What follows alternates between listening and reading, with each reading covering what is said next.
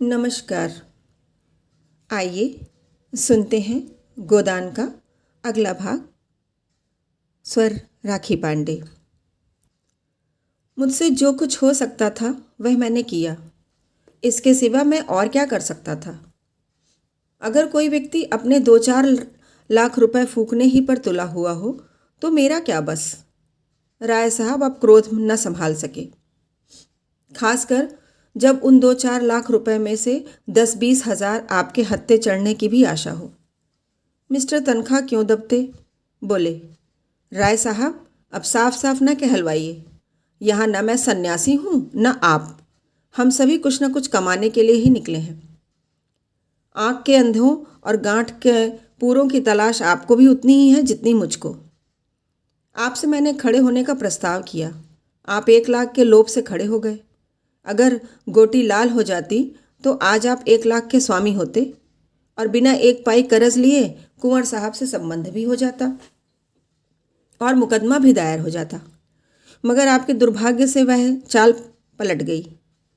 जब आप ही ठाठ पर रह गए तो मुझे क्या मिलता। आखिर मैंने झक मारकर उनकी पूंछ पकड़ी। किसी न किसी तरह वह वैतरणी तो पार करनी ही है। राय साहब को ऐसा आवेश आ रहा था कि इस दुष्ट को गोली मार दे। इसी बदमाश ने सब्ज बाग दिखाकर उन्हें खड़ा किया और अब अपनी सफाई दे रहा है। पीठ में धूल भी नहीं लगने देता। लेकिन परिस्थिति जबान बंद किए हुए थी तो अब आपके किए कुछ नहीं हो सकता। ऐसा ही समझिए। मैं 50,000 पर भी समझौता करने को तैयार हूँ। राजा साहब किसी तरह न मानेंगे। 25,000 पर तो मान जाएंगे। कोई आशा नहीं। वह साफ कह चुके हैं। वह कह चुके हैं या आप कह रहे हैं? आप मुझे झूठा समझते हैं? राय साहब ने विनम्र स्वर में कहा, मैं आपको झूठा नहीं समझता, लेकिन इतना ज़रूर समझता हूँ कि आप चाहते तो मुआमला हो जाता। तो आपका ख्याल है मैंने समझौता नहीं होने दिया? नहीं, यह मेरा मतलब नहीं है। मैं इतना ही कहना चाहता हूँ कि आप चाहते तो काम हो जाता और मैं इस झमेले में न पड़ता। मिस्टर तनख्वाह ने घड़ी की तरफ देखकर कहा, तो राय साहब अगर आप साफ कहलाना चाहते हैं तो सुनिए। अगर आपने 10,000 का चेक मेरे हाथ में रख दिया होता तो आज निश्चय 1 लाख के स्वामी होते। आप शायद चाहते होंगे जब आपको राजा साहब से रुपए मिल जाते तो आप मुझे 1,000-2,000 दे देते। तो मैं ऐसी कच्ची गोली नहीं खेलता। आप राजा साहब से रुपए लेकर तिजोरी में रखते और मुझे अंगूठा दिखा देते। फिर मैं आपका क्या बना लेता, बतलाइए। कहीं नालिश फरियाद भी तो नहीं कर सकता था। राय साहब ने आहत नेत्रों से देखा। आप मुझे इतना बेईमान समझते हैं? तनख्वाह ने कुर्सी से उठते हुए कहा, इसे बेईमानी कौन समझता है? आजकल यही चतुराई है। कैसे दूसरों को उल्लू बनाया जा सके, यही सफल नीति है और आप इसके आचार्य हैं। राय साहब ने मुट्ठी बांधकर कहा, मैं? जी हाँ, आप। पहले चुनाव में मैंने जी जान से आपकी पैरवी की। आपने बड़ी मुश्किल से रो धोकर 500 रुपये दिए। दूसरे चुनाव में आपने एक सड़ी सी टूटी फूटी कार देकर अपना गला छुड़ाया। दूध का जला छाछ भी फूंक फूंक कर पीता है। वह कमरे से निकल गए और कार लाने का हुक्म दिया। राय साहब का खून खौल रहा था। इस अशिष्टता की भी कोई हद है। एक तो घंटे भर इंतजार कराया और अब इतनी बेमुरवती से पेश आकर उन्हें ज़बरदस्ती घर से निकाल रहा है। अगर उन्हें विश्वास होता कि वह मिस्टर तनख्वाह को पटकनी दे सकते हैं तो कभी न चूकते। मगर तनख्वाह डील डॉल में उनसे सवाए थे। जब मिस्टर तनख्वाह ने हॉर्न बजाया तो वह भी आकर अपनी कार पर बैठे और सीधे मिस्टर खन्ना के पास पहुँचे। 9 बज रहे थे मगर खन्ना साहब अभी तक मीठी नींद का आनंद ले रहे थे। वे 2 बजे रात के पहले कभी न सोते थे और 9 बजे तक सोना स्वाभाविक ही था। यहाँ भी राय साहब को आधा घंटा बैठना पड़ा। इसलिए जब कोई 9:30 बजे मिस्टर खन्ना मुस्कुराते हुए निकले तो राय साहब ने डांट बताई, अच्छा अब सरकार की नींद खुली है। 9:30 बजे रुपए जमा कर लिए हैं ना? जभी वह बेफिक्री है। मेरी तरह ताल्लुकेदार होते तो अब तक आप भी किसी द्वार पर खड़े होते। बैठे बैठे सिर में चक्कर आ जाता। मिस्टर खन्ना ने सिगरेट केस उनकी तरफ बढ़ाते हुए प्रसन्न मुख से कहा, रात सोने में बड़ी देर हो गई। इस वक्त किधर से आ रहे हैं? राय साहब ने थोड़े से शब्दों में अपनी सारी कठिनाइयां बयां कर दी। दिल में खन्ना को गालियां देते थे, जो उनका सहपाठी होकर भी सदैव उन्हें ठगने की फिक्र किया करता था, मगर मुंह पर उसकी खुशामद करते थे। खन्ना ने ऐसा भाव बनाया मानो उन्हें बड़ी चिंता हो गई है। बोले, मेरी तो सलाह है आप इलेक्शन को गोली मारें और अपने सालों पर मुकदमा दायर कर दें। रही शादी, वह तो 3 दिन का तमाशा है, उसके पीछे जेरबार होना मुनासिब नहीं। कुंवर साहब मेरे दोस्त हैं, लेन देन का कोई सवाल न उठने पाएगा। राय साहब ने व्यंग करके कहा, आप यह भूल जाते हैं मिस्टर खन्ना कि मैं बैंकर नहीं, ताल्लुकेदार हूँ। कुंवर साहब दहेज नहीं मांगते, उन्हें ईश्वर ने सब कुछ दिया है, लेकिन आप जानते हैं यह मेरी अकेली लड़की है और उसकी माँ मर चुकी है। वह आज जिंदा होती तो शायद सारा घर लुटाकर भी उसे संतोष न होता। तब शायद मैं उसे हाथ रोककर खर्च करने का आदेश देता, लेकिन अब तो मैं उसकी माँ भी हूँ, बाप भी हूँ। अगर मुझे अपने हृदय का रक्त निकाल कर भी देना पड़े तो मैं खुशी से दे दूँगा। इस विधुर जीवन में मैंने संतान प्रेम में ही अपनी आत्मा की प्यास बुझाई है। दोनों बच्चों के प्यार में ही अपने पत्नी व्रत का पालन किया है। मेरे लिए यह असंभव है कि इस शुभ अवसर पर अपने दिल के अरमान न निकालूं। मैं अपने मन को तो समझा सकता हूँ, पर जिसे मैं पत्नी का आदेश समझता हूँ उसे नहीं समझाया जा सकता। और इलेक्शन के मैदान से भागना भी मेरे लिए संभव नहीं है। मैं जानता हूँ मैं हारूंगा। राजा साहब से मेरा कोई मुकाबला नहीं, लेकिन राजा साहब को इतना ज़रूर दिखा देना चाहता हूँ कि अमरपाल सिंह नर्मचारा नहीं है, और मुकदमा दायर करना तो आवश्यक ही है। उसी पर तो सारा दारोमदार है। अब आप बतलाइए, आप मेरी क्या मदद कर सकते हैं? मेरे डायरेक्टरों का इस विषय में जो हुक्म है वह आप जानते हैं, और राजा साहब भी हमारे डायरेक्टर हैं, यह भी आपको मालूम है। पिछला वसूल करने के लिए बार बार ताकीद हो रही है। कोई नया मामला तो शायद ही हो सके। राय साहब ने मुंह लटका कर कहा, आप तो मेरा डोंगा ही डुबाए देते हैं मिस्टर खन्ना। मेरे पास जो कुछ निज का है वह आपका है, लेकिन बैंक के मामले में तो मुझे अपने स्वामियों के आदेशों को मानना ही पड़ेगा। अगर यह जायदाद हाथ आ गई और मुझे इसकी पूरी आशा है तो पाई पाई अदा कर दूंगा। आप बतला सकते हैं इस वक्त आप कितने पानी में हैं? राय साहब ने हिचकिचाते हुए कहा, 5-6 लाख समझिए, कुछ कम ही होंगे। खन्ना ने अविश्वास के भाव से कहा, या तो आपको याद नहीं है या आप छिपा रहे हैं। राय साहब ने जोर देकर कहा, जी नहीं, मैं न भूला हूँ और न छिपा रहा हूँ। मेरी जायदाद इस वक्त कम से कम 50 लाख की है, और ससुराल की जायदाद भी इससे कम नहीं है। इतनी जायदाद पर 10-5 लाख का बोझ कुछ नहीं के बराबर है। लेकिन यह आप कैसे कह सकते हैं कि ससुराल वाली जायदाद पर भी कर्ज नहीं है? जहाँ तक मुझे मालूम है वह जायदाद बेदाग है, और मुझे यह सूचना मिली है कि उस जायदाद पर 10 लाख से कम का भार नहीं है। उस जायदाद पर तो अब कुछ मिलने से रहा, और आपकी जायदाद पर भी मेरे ख्याल में 10 लाख से कम देना नहीं है। और वह जायदाद अब 50 लाख की नहीं, मुश्किल से 25 लाख की है। इस दशा में कोई बैंक आपको कर्ज नहीं दे सकता। यूँ समझ लीजिए कि आप ज्वालामुखी के मुख पर खड़े हैं। एक हल्की सी ठोकर आपको पाताल में पहुंचा सकती है। आपको इस मौके पर बहुत संभल कर चलना चाहिए। राय साहब ने उनका हाथ अपनी तरफ खींचकर कहा, यह सब मैं खूब समझता हूँ मित्रवर, लेकिन जीवन की ट्रेजेडी और इसके सिवा क्या है कि आपकी आत्मा जो काम करना नहीं चाहती वही आपको करना पड़े। आपको इस मौके पर मेरे लिए कम से कम 2 लाख का इंतजाम करना पड़ेगा। खन्ना ने लंबी सांस लेकर कहा, माय गॉड, 2 लाख? असंभव, बिल्कुल असंभव। मैं तुम्हारे द्वार पर सर पटक कर प्राण दे दूंगा। खन्ना, इतना समझ लो, मैंने तुम्हारे ही भरोसे ये सारे प्रोग्राम बांधे हैं। अगर तुमने निराश कर दिया तो शायद मुझे जहर खा लेना पड़े। मैं सूर्य प्रताप सिंह के सामने घुटने नहीं टेक सकता। कन्या का विवाह अभी 2-4 महीने टल सकता है। मुकदमा दायर करने के लिए अभी काफ़ी वक्त है। लेकिन यह इलेक्शन सिर पर आ गया है और मुझे सबसे बड़ी फिक्र यही है।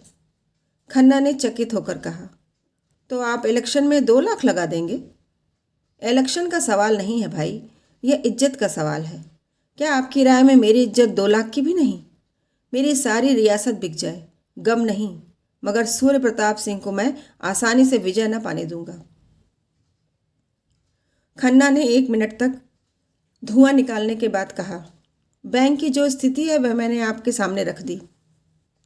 बैंक ने एक तरह से लेन देन का काम बंद कर दिया है। मैं कोशिश करूंगा कि आपके साथ खास रियायत की जाए, लेकिन यह आप जानते हैं, पर मेरा कमीशन क्या करेगा? मुझे आपके लिए खास तौर पर सिफारिश करनी पड़ेगी। राजा साहब का अन्य डायरेक्टरों पर कितना प्रभाव है यह भी आप जानते हैं। मुझे उनके खिलाफ गुटबंदी करनी पड़ेगी। यूँ समझ लीजिए कि मेरी जिम्मेदारी पर ही मामला होगा। राय साहब का मुंह गिर गया। खन्ना उनके अंतरंग मित्रों में था, साथ के पढ़े हुए थे, साथ के बैठने वाले, और यह उनसे कमीशन की आशा रखते हैं। इतने बेमुरौवती। आखिर वह जो इतने दिनों से खन्ना की खुशामद करते हैं, वह किस दिन के लिए? बाग में फल निकले, शाकबाजी पैदा की, सबसे पहले खन्ना के पास डाली भेजते हैं। कोई उत्सव हो, कोई जलसा हो, सबसे पहले खन्ना को निमंत्रण देते हैं। उसका यह जवाब हो, उदास मन से बोले, आपकी जो इच्छा हो, लेकिन मैं आपको अपना भाई समझता था। खन्ना ने कृतज्ञता के भाव से कहा, यह आपकी कृपा है। मैंने भी सदैव आपको अपना बड़ा भाई समझा है और अब भी समझता हूँ। कभी आपसे कोई पर्दा नहीं रखा, लेकिन व्यापार एक दूसरा क्षेत्र है। यहाँ कोई किसी का दोस्त नहीं, कोई किसी का भाई नहीं। जिस तरह मैं भाई के नाते आपसे यह नहीं कह सकता कि मुझे दूसरों से ज़्यादा कमीशन दीजिए, उसी तरह आपको भी मेरे कमीशन में रियायत के लिए आग्रह न करना चाहिए।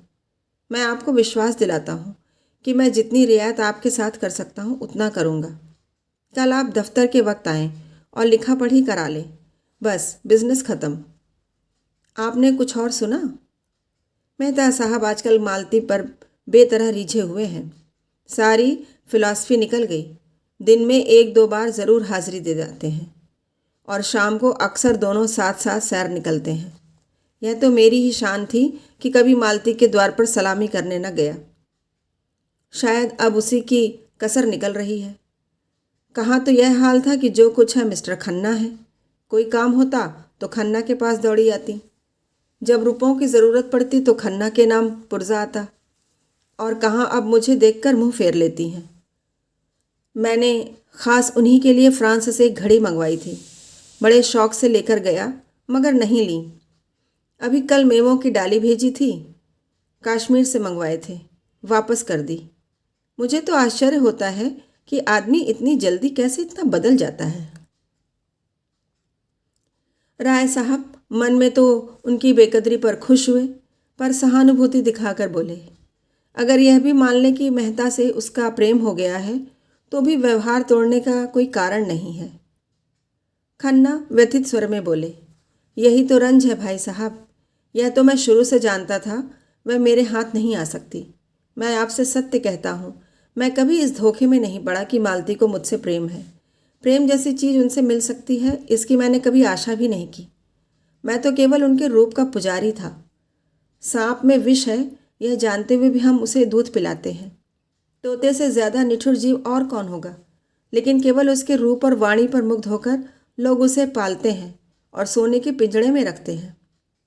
मेरे लिए भी मालती उसी तोते के समान थी।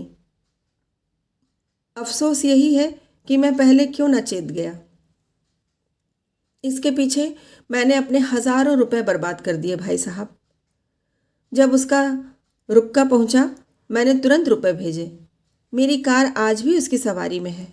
उसके पीछे मैंने अपना घर चौपट कर दिया भाई साहब। हृदय में जितना रस था वह ऊसर की ओर इतने वेग से दौड़ा कि दूसरी तरफ का उद्यान बिल्कुल सूखा रह गया। बरसों हो गए, मैंने गोविंदी से दिल खोलकर बात भी नहीं की। उसकी सेवा और स्नेह और त्याग से मुझे उसी तरह अरुचि हो गई थी जैसे अजीर्ण के रोगी को मोहन भोग से हो जाती है। मालती मुझे उसी तरह नचाती थी जैसे मदारी बंदर को नचाता है, और मैं खुशी से नाचता था। वह मेरा अपमान करती थी और मैं खुशी से हंसता था। वह मुझ पर शासन करती थी और मैं सिर झुकाता था। उसने मुझे कभी मुंह नहीं लगाया, यह मैं स्वीकार करता हूँ। उसने मुझे कभी प्रोत्साहन नहीं दिया, यह भी सत्य है। फिर भी मैं पतंग की भांति उसके मुखदीप पर प्राण देता था, और अब वह मुझसे शिष्टाचार का व्यवहार भी नहीं कर सकती। लेकिन भाई साहब, मैं कह देता हूँ कि खन्ना चुप बैठने वाला आदमी नहीं है। उसके पुर्जे मेरे पास सुरक्षित हैं। मैं उससे एक एक पाई वसूल कर लूँगा, और डॉक्टर मेहता को तो मैं लखनऊ से निकाल कर दम लूँगा। उनका रहना यहाँ असंभव कर दूँगा। उसी वक्त हॉर्न की आवाज़ आई और एक क्षण में मिस्टर मेहता आकर खड़े हो गए। गोरा चिट्टा रंग, स्वास्थ्य की लालिमा गालों पर चमकती हुई, नीची अचकन, चूड़ीदार पजामा, सुनहली ऐनक, सौम्यता के देवता से लगते थे। खन्ना ने उठकर हाथ मिलाया। आइए मिस्टर मेहता, आप ही का जिक्र हो रहा था। मेहता ने दोनों सज्जनों से हाथ मिलाकर कहा, बड़ी अच्छी साइत में घर से चला था कि आप दोनों साहबों से एक ही जगह भेंट हो गई। आपने शायद पत्रों में देखा होगा, यहाँ महिलाओं के लिए एक व्यायामशाला का आयोजन हो रहा है। मिस मालती उस कमेटी की सभा नेत्री हैं। अनुमान किया गया है कि शाला में 2 लाख रुपए लगेंगे। नगर में उसकी कितनी ज़रूरत है, यह आप लोग मुझसे ज़्यादा जानते हैं। मैं चाहता हूँ आप दोनों साहबों का नाम सबसे ऊपर हो। मिस मालती खुद आने वाली थी, पर आज उनके फादर की तबीयत अच्छी नहीं है, इसलिए ना आ सकी। उन्होंने चंदे की सूची राय साहब के हाथ में रख दी। पहला नाम राजा सूर्य प्रताप सिंह का था, जिसके सामने 5,000 रुपये की रकम थी। उसके बाद कुंवर दिग्विजय सिंह के 3,000 रुपये थे। इसके बाद और कई रकमें इतनी या इससे कुछ कम थी। मालती ने 500 रुपये दिए थे और डॉक्टर मेहता ने 1,000 रुपये। राय साहब ने अप्रतिभ होकर कहा, कोई 40,000 तो आप लोगों ने फटकार लिए। मेहता ने गर्व से कहा, यह सब आप लोगों की दया है, और यह केवल 3 घंटों का परिश्रम है। राजा सूर्य प्रताप सिंह ने शायद ही किसी सार्वजनिक कार्य में भाग लिया हो, पर आज तो उन्होंने बेकहे सुने चेक लिख दिया। देश में जागृति है। जनता किसी भी शुभ काम में सहयोग देने को तैयार है। केवल उसे विश्वास होना चाहिए कि उसके दान का सद्व्यय होगा। आपसे तो मुझे बड़ी आशा है मिस्टर खन्ना। खन्ना ने उपेक्षा भाव से कहा, मैं ऐसे फजूल के कामों में नहीं पड़ता। न जाने आप लोग पश्चिम की गुलामी में कहाँ तक जाएंगे। यूं ही महिलाओं को घर से अरुचि हो रही है। व्यायाम की धुन सवार हो गई तो वह कहीं की न रहेंगी। जो औरतें घर का काम करती हैं उसके लिए किसी व्यायाम की ज़रूरत नहीं, और जो घर का कोई काम नहीं करती, केवल भोग विलास में रत है, उसके व्यायाम के लिए चंदा देना अधर्म समझता हूँ। मेहता ज़रा भी निरुत्साह न हुए। ऐसी दशा में मैं आपसे कुछ मांगूंगा भी नहीं। जिस आयोजन में हमें विश्वास न हो उसमें किसी तरह की मदद देना वास्तव में अधर्म है। आप तो मिस्टर खन्ना से सहमत नहीं हैं राय साहब। राय साहब गहरी चिंता में डूबे हुए थे। सूर्य प्रताप के 5,000 उन्हें हतोत्साह किए डालते थे। चौंक कर बोले, आपने मुझसे कुछ कहा? मैंने कहा, आप तो इस आयोजन में सहयोग देना अधर्म नहीं समझते। जिस काम में आप शरीक हैं वह धर्म है या अधर्म, इसकी मैं परवाह नहीं करता। मैं चाहता हूँ आप खुद विचार करें, और अगर आप इस आयोजन को समाज के लिए उपयोगी समझें तो उसमें सहयोग दें। मिस्टर खन्ना की नीति मुझे बहुत पसंद आई। खन्ना बोले, मैं तो साफ कहता हूँ और इसलिए बदनाम हूँ। राय साहब ने दुर्बल मुस्कान के साथ कहा, मुझ में तो विचार करने की शक्ति है नहीं। सज्जनों के पीछे चलना ही मैं अपना धर्म समझता हूँ। तो लिखिए कोई अच्छी रकम। जो कहिए वह लिख दूँ। जो आपकी इच्छा। आप जो कहिए वह लिख दूँ। तो 2,000 से कम क्या लिखिएगा? राय साहब ने आहत स्वर में कहा, आपकी निगाह में मेरी यही हैसियत है? उन्होंने कलम उठाया और अपना नाम लिखकर उसके सामने 5,000 लिख दिए। मेहता ने सूची उनके हाथ से ले ली, मगर उन्हें इतनी ग्लानि हुई कि राय साहब को धन्यवाद देना भी भूल गए। राय साहब को चंदे की सूची दिखाकर उन्होंने बड़ा अनर्थ किया। यह शूल उन्हें व्यथित करने लगा। मिस्टर खन्ना ने राय साहब को दया और उपहास की दृष्टि से देखा, मानो कह रहे हो कितने बड़े गधे हो तुम। सहसा मेहता राय साहब के गले लिपट गए और उन्मुक्त कंठ से बोले, 3 चीयर्स फ्रेंड साहब, हिप हिप हुर्रे। खन्ना ने खिसिया कर कहा, यह लोग राजे महाराजे ठहरे, यह इन कामों में दान न दे तो कौन दे। मेहता बोले, मैं तो आपको राजाओं का राजा समझता हूँ। आप उन पर शासन करते हैं, उनकी कोठी आपके हाथ में है। राय साहब तो प्रसन्न हो गए। यह आपने बड़े मौके की बात कही मेहता जी। हम नाम के राजा हैं, असली राजा तो हमारे बैंकर हैं। मेहता ने खन्ना की खुशामद का पहलू इख्तियार किया। मुझे आपसे कोई शिकायत नहीं है खन्ना जी। आप अभी इस काम में नहीं शरीक होना चाहते, न सही, लेकिन कभी न कभी ज़रूर आएंगे। लक्ष्मीपतियों की बदौलत ही हमारी बड़ी बड़ी संस्थाएं चलती हैं। राष्ट्रीय आंदोलन को 2-3 साल तक किसने इतनी धूमधाम से चलाया? इतनी धर्मशालाएं और पाठशालाएं कौन बनवा रहा है? आज संसार का शासन सूत्र बैंकरों के हाथ में है। सरकार उनके हाथ का खिलौना है। मैं भी आपसे नाराज नहीं हूँ। जो व्यक्ति राष्ट्र के लिए जेल जा सकता है, उसके लिए 2-4 हज़ार खर्च कर देना कोई बड़ी बात नहीं है। हमने तय किया है, इस शाला का बुनियादी पत्थर गोविंदी देवी के हाथों रखा जाए। हम दोनों शीघ्र ही गवर्नर साहब से भी मिलेंगे और मुझे विश्वास है हमें उनकी सहायता मिल जाएगी। लेडी विल्सन को महिला आंदोलन से कितना प्रेम है आप जानते ही हैं। राजा साहब की ओर अन्य सज्जनों की भी राय थी कि लेडी विल्सन से ही बुनियाद रखवाई जाए, लेकिन अंत में यही निश्चय हुआ कि यह शुभ कार्य किसी अपनी बहन के हाथों होना चाहिए। आप कम से कम इस अवसर पर आएंगे तो ज़रूर। खन्ना ने उपहास किया। हाँ, जब लाई विल्सन आएंगे तो मेरा पहुंचना ज़रूरी ही है। इस तरह आप बहुत से रईसों को फांस लेंगे। आप लोगों को लटके खूब सूझते हैं और हमारे रईस हैं भी इस लायक, उन्हें उल्लू बनाकर ही मूढ़ा जा सकता है। जब धन ज़रूरत से ज़्यादा हो जाता है तो अपने लिए निकाल का मार्ग खोजता है। यो ना निकल पाएगा तो जुए में जाएगा, घुड़दौड़ में जाएगा, ईंट पत्थर में जाएगा या अय्याशी में जाएगा। 11 का अमल था। खन्ना साहब के दफ्तर का समय आ गया। मेहता चले गए। राय साहब भी उठे कि खन्ना ने उनका हाथ पकड़कर बैठा लिया। नहीं, आप ज़रा बैठिए।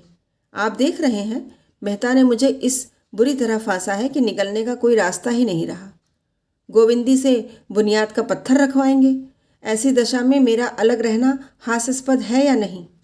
गोविंदी कैसे राज़ी हो गई मेरी समझ में नहीं आता, और मालती ने कैसे उसे सहन कर लिया यह समझना और भी कठिन है। आपका क्या ख्याल है, इसमें कोई रहस्य है या नहीं? राय साहब ने आत्मीयता जताई। ऐसे मामलों में स्त्री को हमेशा पुरुष से सलाह लेनी चाहिए। खन्ना ने राय साहब को धन्यवाद की आंखों से देखा। इन्हीं बातों पर गोविंदी से मेरा जी जलता है और उस पर मुझी को लोग बुरा कहते हैं। आप ही सोचिए, मुझे इन झगड़ों से क्या मतलब? इनमें तो वह पड़े जिसके पास फालतू रुपए हों, फालतू समय है और नाम की हवस हो। होना यही है कि 2-4 महाशय सेक्रेटरी और अंडर सेक्रेटरी और प्रधान और उप प्रधान बनकर अफसरों को दावतें देंगे, उनके कृपा पात्र बनेंगे और यूनिवर्सिटी की छोकरियों को जमा करके बिहार करेंगे। व्यायाम तो केवल दिखाने के दांत हैं। ऐसी संस्था में हमेशा यही होता है और यही होगा। और उल्लू बनेंगे हम और हमारे भाई जो धनी कहलाते हैं, और यह सब गोविंदी के कारण। वह एक बार कुर्सी से उठे फिर बैठ गए। गोविंदी के प्रति उनका क्रोध प्रचंड होता जाता था। उन्होंने दोनों हाथ से सिर को संभाल कर कहा, मैं नहीं समझता मुझे क्या करना चाहिए। राय साहब ने ठकुर सुहाती की। कुछ नहीं, आप गोविंदी देवी से साफ कह दें तो मेहता को इनकारी खत लिख दो, छुट्टी हुई। मैं तो लाख डांट में फंस गया, आप क्यों फंसे? खन्ना ने एक क्षण इस प्रस्ताव पर विचार करके कहा, लेकिन सोचिए कितना मुश्किल काम है। लेडी विल्सन से इसका जिक्र आ चुका होगा, सारे शहर में खबर फैल गई होगी और शायद आज पत्रों में भी निकल जाए। यह सब मालती की शरारत है। उसी ने मुझे जलील करने का यह ढंग निकाला है। हाँ, मालूम तो यही होता है। वह मुझे जलील करना चाहती है। आप शिलान्यास के एक दिन पहले बाहर चले जाइएगा। मुश्किल है राय साहब, कहीं मुँह दिखाने की जगह न रहेगी। उस दिन तो मुझे हैजा भी हो जाए तो वहाँ जाना पड़ेगा। राय साहब आशा बंधे हुए कल आने का वादा करके ज्यों ही निकले कि खन्ना ने अंदर जाकर गोविंदो को आड़े हाथों लिया। तुमने इस व्यायामशाला की नींव रखना क्यों स्वीकार किया? गोविंदी कैसे कहे कि यह सम्मान पाकर वह मन में कितनी प्रसन्न हो रही थी। इस अवसर के लिए कितने मनोनियोग से अपना भाषण लिख रही थी और कितनी ओज भरी कविता रची थी। उसने दिल में समझा था यह प्रस्ताव स्वीकार करके वह खन्ना को प्रसन्न कर देगी। उसका सम्मान तो उसके पति ही का सम्मान है। खन्ना को उसमें कोई आपत्ति हो सकती है, इसकी उसने कल्पना भी न की थी। इधर कई दिन से पति को कुछ सदा देखकर उसका मन बढ़ने लगा था। वह अपने भाषण से और अपने कविता से लोगों को मुग्ध कर देने का स्वप्न देख रही थी। यह प्रश्न सुना और खन्ना की मुद्रा देखी तो उसकी छाती धक धक करने लगी। अपराधी की भांति बोली, डॉक्टर मेहता ने आग्रह किया तो मैंने स्वीकार कर लिया। डॉक्टर मेहता तुम्हें कुएं में गिरने को कहें तो शायद इतनी खुशी से न तैयार होगी। गोविंदी की जबान बंद। तुम्हें जब ईश्वर ने बुद्धि नहीं दी तो क्यों मुझसे नहीं पूछ लिया? मेहता और मालती दोनों यह चाल चलकर मुझसे 2-4 हज़ार ऐंठने की फिक्र में है और मैंने ठान लिया है कि कौड़ी भी न दूंगा। तुम आज ही मेहता को इनकारी खत लिख दो। गोविंदी ने एक क्षण सोचकर कहा, तो तुम ही लिख दो ना। मैं क्यों लिखूं? बात की तुमने, लिखूं मैं? डॉक्टर साहब कारण पूछेंगे तो क्या बताऊंगी? बताना अपना सिर, और क्या। मैं इस व्यभिचारशाला को एक धेला भी नहीं देना चाहता। तो तुम्हें देने को कौन कहता है? खन्ना ने होंठ चबाकर कहा, कैसी बेसमझी की बातें करती हो तुम। वहां नींव रखोगी और कुछ दोगी नहीं तो संसार क्या कहेगा? गोविंदी ने जैसे संगीन की नोक पर कहा, अच्छी बात है, लिख दूंगी। आज ही लिखना होगा। कह तो दिया, लिख दूंगी। खन्ना बाहर आए और डाक देखने लगे। उन्हें दफ्तर जाने में देर हो जाती थी तो चपरासी घर पर ही डाक दे जाता था। शक्कर तेज हो गई है। खन्ना का चेहरा खिल उठा। दूसरी चिट्ठी खोली। ऊख की दर नियत करने के लिए जो कमेटी बैठी थी उसने तय कर लिया कि ऐसा नियंत्रण नहीं किया जा सकता। धत तेरी की। वह पहले यही बात कह रहे थे, पर इस अग्निहोत्री ने गुल मचाकर जबरदस्ती कमेटी बैठाई। आखिर बचा के मुंह पर थप्पड़ लगा। यह मिल वाले और किसानों के बीच का मामला है। सरकार इसमें दखल देने वाली कौन? सहसा मिस मालती कार से उतरी। कमल की भांति खिली, दीपक की भांति दमकती, स्फूर्ति और उल्लास की प्रतिमा सी, निशंक, निर्द्वंद, मानो उसे विश्वास है कि संसार में उसके लिए आदर और सुख का द्वार खुला हुआ है। खन्ना ने बरामदे में आकर अभिवादन किया। मालती ने पूछा, क्या यहाँ मेहता आए थे? हाँ, आए तो थे। कुछ कहा? कहाँ जा रहे हैं? यह तो कुछ नहीं कहा। जाने कहाँ डुबकी लगा गए। मैं चारों तरफ घूम आई। आपने व्यायामशाला के लिए कितना दिया? खन्ना ने अपराधी स्वर में कहा, मैंने इस मामले को समझा ही नहीं। मालती ने बड़ी बड़ी आंखों से उन्हें तरेरा, मानो सोच रही हो कि उन पर दया करे या रोष। इसमें समझने की क्या बात थी? और समझ लेते आगे पीछे। इस वक्त तो कुछ देने की बात थी। मैंने मेहता को ठेल कर यहाँ भेजा था। बेचारे डर रहे थे कि आप ना जाने क्या जवाब दें। आपकी इस कंजूसी का क्या फल होगा आप जानते हैं। यहाँ के व्यापारी समाज से कुछ न मिलेगा। आपने शायद मुझे अपमानित करने का निश्चय कर लिया है। सबकी सलाह थी कि लेडी विलियमसन याद रखें। मैंने गोविंदी देवी का पक्ष लिया और लड़कर सबको राज़ी किया। और अब आप फरमाते हैं आपने इस मामले को समझा ही नहीं। आप बैंकिंग की गुत्थियां समझते हैं, पर इतना मोटी बात आपकी समझ में ना आई। इसका अर्थ इसके सिवा और कुछ नहीं है कि तुम मुझे लज्जित करना चाहते हो। अच्छी बात है, यही सही। मालती का मुख लाल हो गया था। खन्ना घबराए, हेकड़ी जाती रही, पर इसके साथ ही उन्हें यह भी मालूम हुआ कि अगर वह कांटों में फंस गए हैं तो मालती दलदल में फंस गई है। अगर उनकी थैलियों पर संकट आ पड़ा है तो मालती की प्रतिष्ठा पर संकट आ पड़ा है। जो थैलियों से ज़्यादा मूल्यवान है, तब उनका मन मालती की दुर्वस्था का आनंद क्यों न उठाए। उन्होंने मालती को अर्दब में डाल दिया था और यद्यपि वह उसे रुष्ट कर देने का साहस खो चुके थे, पर दो चार खरी खरी बातें कह सुनाने का अवसर पाकर छोड़ना न चाहते थे। यह भी दिखा देना चाहते थे कि मैं निरा भोंदू नहीं हूँ। उसका रास्ता रोककर बोले, तुम मुझ पर इतनी कृपालु हो गई हो, इस पर मुझे आश्चर्य हो रहा है मालती। मालती ने भवें सिकोड़कर कहा, मैं इसका आशा नहीं समझी। क्या अब मेरे साथ तुम्हारा वही बर्ताव है जो कुछ दिन पहले था? मैं तो उसमें कोई अंतर नहीं देखती, लेकिन मैं तो आकाश पाताल का अंतर देखता हूँ।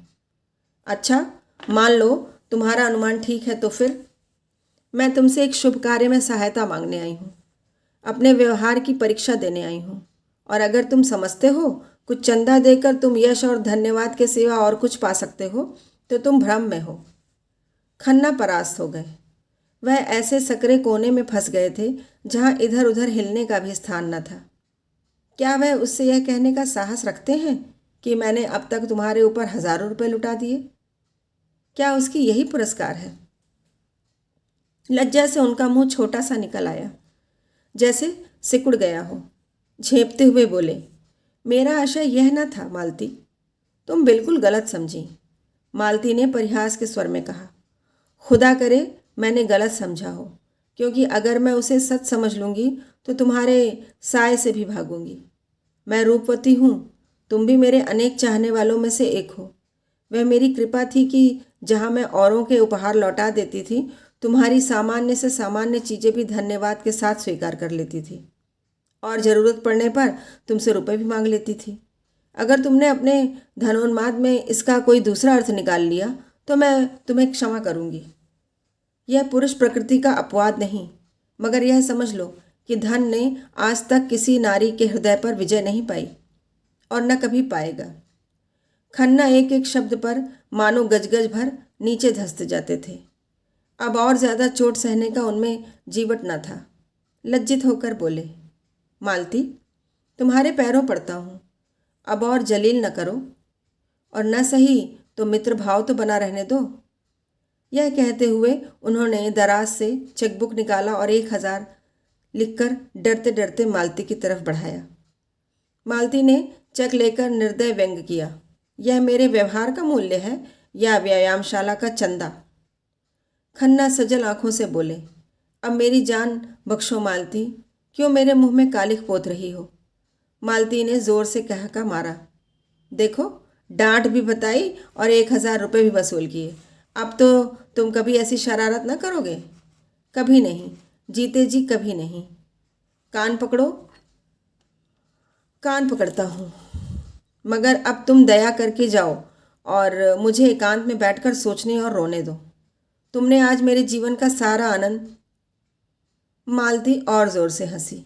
देखो खन्ना, तुम मेरे बहुत अपमान कर रहे हो, और तुम जानते हो रूप अपमान नहीं सह सकता। मैंने तो तुम्हारे साथ भलाई की और तुम उसे बुराई समझते हो। खन्ना विद्रोह भरी आंखों से देखकर बोला, तुमने मेरे साथ भलाई की है या उल्टी छुरी से गला मेरा रेता है? क्यों, मैं तुम्हें लूट लूट कर अपना घर भर रही थी, तुम उस लूट से बच गए। क्यों घाव पर नमक छिड़क रही हो मालती? मैं भी आदमी हूँ। मालती ने इस तरह खन्ना की ओर देखा मानो निश्चय करना चाहती थी कि वह आदमी है या नहीं। अभी तो मुझे इसका कोई लक्षण नहीं दिखाई देता। तुम बिल्कुल पहेली हो, आज यह साबित हो गया। हाँ, तुम्हारे लिए पहेली हूँ और पहेली रहूँगी। यह कहती हुई वह पक्षी की भांति फुर्र से उड़ गई, और खन्ना सिर पर हाथ रखकर सोचने लगे, यह लीला है या इसका सच्चा रूप। गोबर और झुनिया के जाने के बाद घर सुनसान रहने लगा। धनिया को बार बार मुन्नू की याद आती रहती है। बच्चे की माँ तो झुनिया थी, पर उसका पालन धनिया ही करती थी। वही उसे उपटन मलती, काजल लगाती, सुलाती और जब कामकाज से अवकाश मिलता उसे प्यार करती। वात्सल्य का यह नशा ही उसकी विपत्ति को भुलाता रहता था। उसका भोला भाला मक्खन सा मुंह देखकर वह अपनी सारी चिंता भूल जाती और स्नेह में गर्व से उसका हृदय फूल उठता। वह जीवन का आधार अब न था।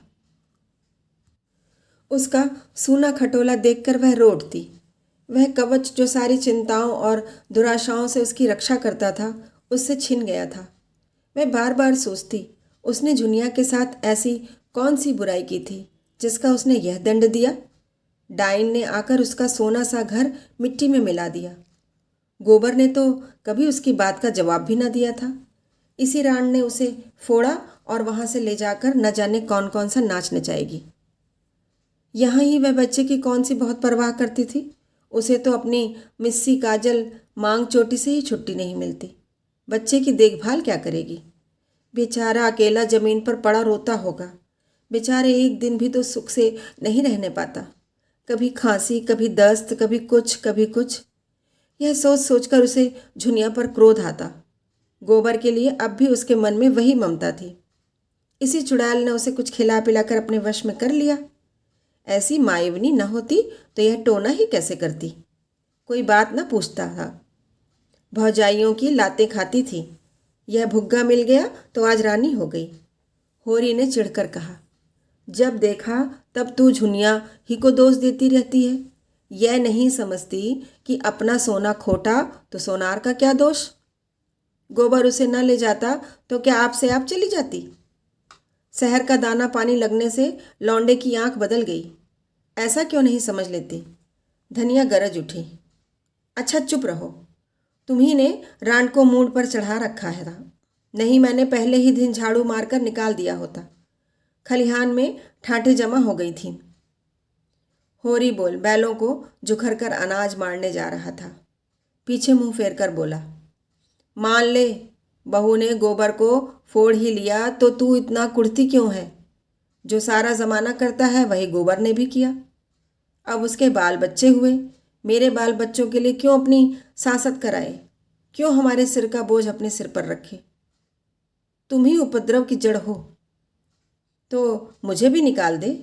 ले जा बैलों को अनाज मांड, मैं हुक्का पीता हूँ।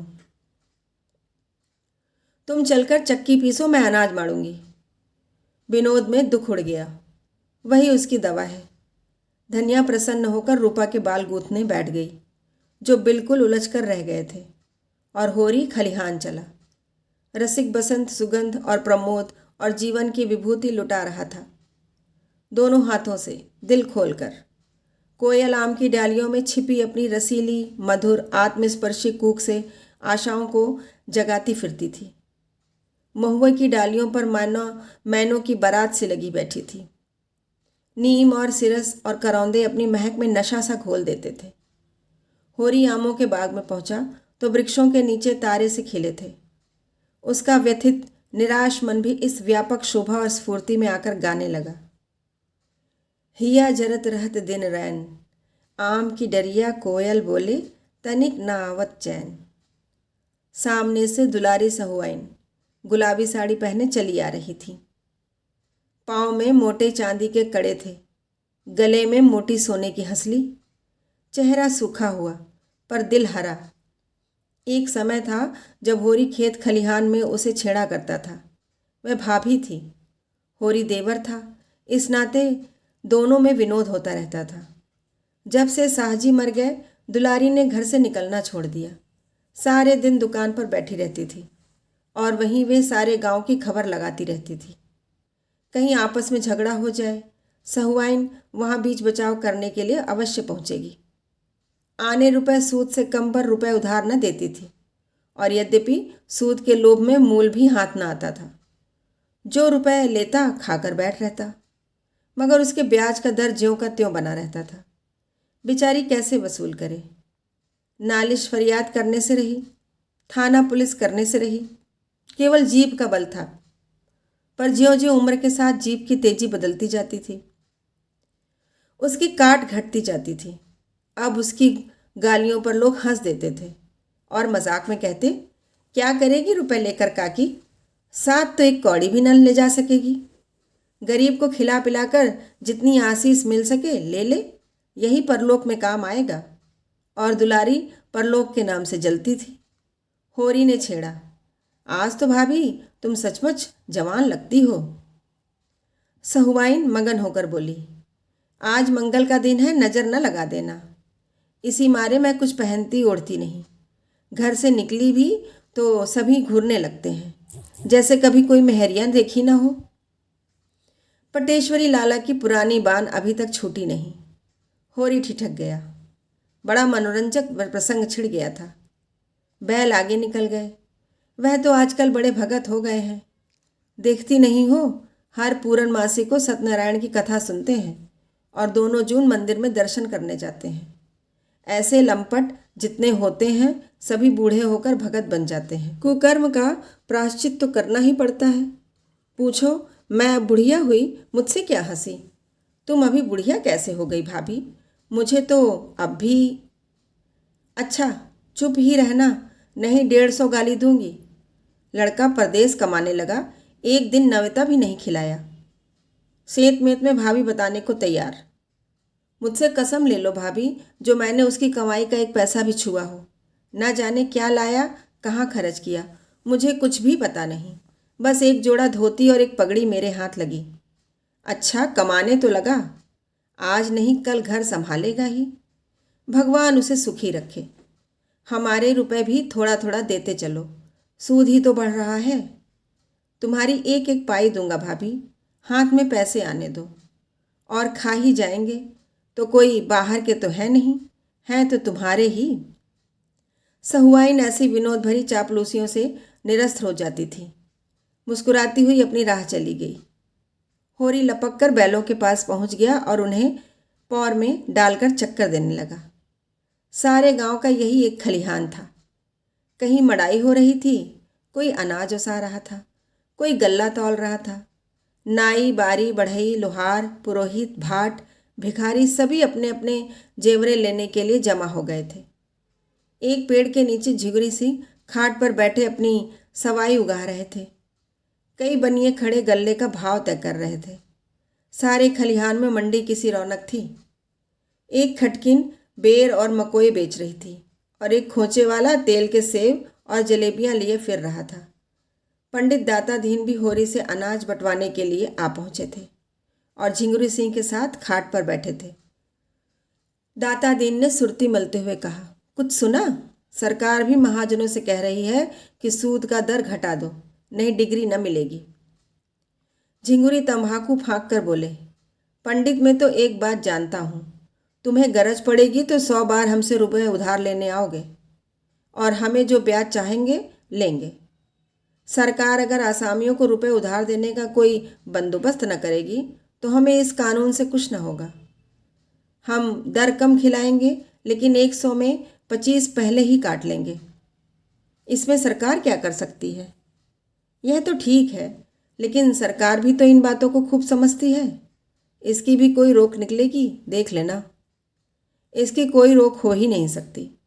अच्छा, अगर वह शर्त कर दे जब तक स्टाम्प पर गांव के मुखिया या करिंदा के दस्तखत ना होंगे वह पक्का ना होगा, तब क्या करोगे?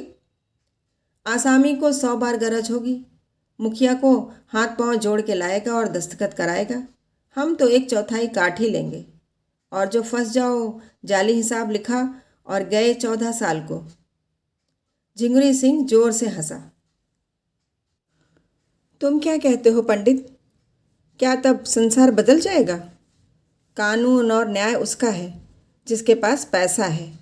कानून तो है कि महाजन किसी आसामी के साथ कड़ाई न करे, कोई जिम्मेदार किसी काश्तकार के साथ सख्ती न करे। मगर होता क्या है? रोज़ ही देखते हो, जमींदार मूसक बंधवा के पिटवाता है और महाजन लात और जूते से बात करता है। जो किसान पोढ़ा है उससे न जमींदार बोलता है न महाजन। ऐसे आदमियों से हम मिल जाते हैं और उनकी मदद से दूसरे आदमियों की गर्दन दबाते हैं। तुम्हारे ही ऊपर राय साहब के 500 रुपये निकलते हैं, लेकिन नोखे राम में है इतनी हिम्मत कि तुमसे कुछ बोले। वह जानते हैं तुमसे मेल करने ही में उनका हित है। आसामी में इतना बूता है कि रोज़ अदालत दौड़े। सारा कारोबार इसी तरह चलाया जाएगा जैसे चल रहा है। कचहरी अदालत उसी के साथ है जिसके पास पैसा है। हम लोगों को घबराने की कोई बात नहीं। यह कहकर उन्होंने खलिहान का एक चक्कर लगाया और फिर आकर खाट पर बैठते हुए बोले, हाँ, मतई के ब्याह का क्या हुआ? हमारी सलाह तो है कि उसका ब्याह कर डालो। अब तो बड़ी बदनामी हो रही है। दाता दीन को जैसे ततैया ने काट खाया। इस आलोचना का क्या आशय था, वह खूब समझते थे। गर्म होकर बोले, पीठ पीछे आदमी जो चाहे बके, हमारे मुंह पर कोई कुछ कहे तो उसकी मूछें उखाड़ लूं। कोई हमारी तरह नेमी बन तो ले। कितनों को जानता हूँ जो कभी संध्या बंदन नहीं करते, न उन्हें धर्म से मतलब, न कर्म से, न कथा से मतलब, न पुराण से। वह भी अपने को ब्राह्मण कहते हैं। हमारे ऊपर क्या हंसेगा कोई जिसने अपने जीवन में एक एकादशी भी नागा नहीं की, कभी बिना स्नान पूजन किए मुंह में पानी नहीं डाला। नेम का निभाना कठिन है। कोई बता दे कि हमने कभी बाजार की कोई चीज़ खाई हो या किसी दूसरे के हाथ का पानी पिया हो, तो उसकी टांग की राह निकल जाऊं। सिलिया हमारी चौखट नहीं लांघने पाती। चौखट, बर्तन भाड़े छूना तो दूसरी बात है। मैं यह नहीं कहता कि मतई यह सब बहुत अच्छा काम कर रहा है, लेकिन जब एक बार एक बात हो गई तो यह पाजी का काम है कि औरतों को छोड़ दे। मैं तो खुल्लम खुल्ला कहता हूँ, इसमें छिपाने की कोई बात नहीं। स्त्री जाति पवित्र है। दाता दीन अपनी जवानी में स्वयं बड़े रसिया रह चुके थे, लेकिन अपने नेम धर्म से कभी नहीं चूके। माता दीन भी सुयोगी पुत्र की भांति उन्हीं के पद चिन्हों पर चल रहा था। धर्म का मूल तत्व है पूजा पाठ, कथाव्रत और चौखा चूल्हा। जब पिता पुत्र दोनों ही मूल तत्व को पकड़े हुए हों तो किसकी मजाल है कि उन्हें पदभ्रष्ट कह सके? झिंगुरी सिंह ने कायल होकर कहा, मैंने तो भाई जो सुना था वह तुमसे कह दिया। दाता दीन ने महाभारत और पुराणों से ब्राह्मणों द्वारा अन्य जातियों की कन्याओं के ग्रहण किए जाने की एक लंबी सूची पेश की और यह सिद्ध कर दिया कि उनसे जो संतान हुई वह ब्राह्मण कहलाई, और आजकल एक के जो ब्राह्मण हैं वह उन्हीं संतानों की संतान है। यह प्रथा आदिकाल से चली आई है और इसमें कोई लज्जा की बात नहीं। झिंगुरी सिंह उनके पांडित्य पर मुग्ध होकर बोले, तब क्यों आजकल लोग वाजपेयी और सुकुल बने फिरते हैं? समय समय की प्रथा है क्या, और क्या। किसी में उतना तेज तो हो, विष खाकर उसे पचाना तो चाहिए। वह सतयुग की बात थी, सतयुग के साथ गई। अब तो अपना निबाह बिरादरी के साथ मिलकर रहने में है। मगर करूं क्या, कोई लड़की वाला आता ही नहीं।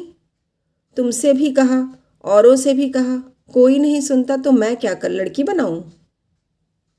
झिंगुरी सिंह ने डांटा, झूठ मत बोलो पंडित।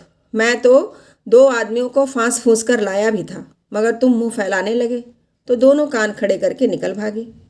आखिर किस बिरते पर 1500 मांगते हो तुम? 10 बीघे खेत और भीख के सिवा तुम्हारे पास और क्या है? दाता दीन के अभिमान को चोट लगी। दाढ़ी पर हाथ फेरते हुए बोले, पास कुछ न सही, मैं भीख ही मांगता हूँ, लेकिन मैंने अपनी लड़कियों के ब्याह में 500 दिए हैं। फिर लड़के के लिए 500 क्यों न मांगूं? किसी ने सेंत मेत में मेरी लड़की ब्याह ली होती तो मैं भी सेंत में लड़का ब्याह लेता। रही हैसियत की बात, तुम जजमानी को भीख समझो, मैं तो उसे जमींदारी समझता हूँ। बंक घर, जमींदारी मिट जाए, बंक घर टूट जाए, लेकिन जजमानी अंत तक बनी रहेगी। जब तक हिंदू जाति रहेगी तब तक ब्राह्मण भी रहेंगे और जजमानी भी रहेगी। सहालग में मज़े से घर में बैठे 100-200 फटकार लेते हैं। कभी भाग लड़ गया तो 400-500 मार लिया। कपड़े बर्तन भोजन अलग, कहीं ना कहीं नित ही कार प्रयोजन पड़ा ही रहता है। कुछ ना मिले तब भी 1-2 थाल और 2-4 आने दक्षिणा मिल ही जाती है। ऐसे चैन न जमींदारी में है न साहूकारी में। और फिर मेरा तो सिलिया से जितना उबार होता है उतना ब्राह्मण की कन्या से क्या होगा? वह तो बहुरिया बनी बैठी रहेगी, बहुत होगा रोटियां पका देगी। यहाँ सिलिया अकेली 3 आदमियों का काम करती है और मैं उसे रोटी के सिवा और क्या देता हूँ? बहुत हुआ तो साल में 1 धोती दे दी। दूसरे पेड़ के नीचे दाता दीन का निजी पैरा था। 4 बैलों से मड़ाई हो रही थी। धन्ना चमार बैलों को हाँक रहा था। सिलिया पैर से अनाज निकाल निकाल कर उसा रही थी और माता दीन दूसरी ओर बैठा अपनी लाठी में तेल मल रहा था। सिलिया सांवली सलोनी, छरहरी बालिका थी, जो रूपवती न होकर भी आकर्षक थी। उसके हास में, चितवन में, अंगों के विलास में हर्ष का उन्माद था, जिससे उसकी बोटी बोटी नाचती रहती थी। सिर से पांव तक भूसे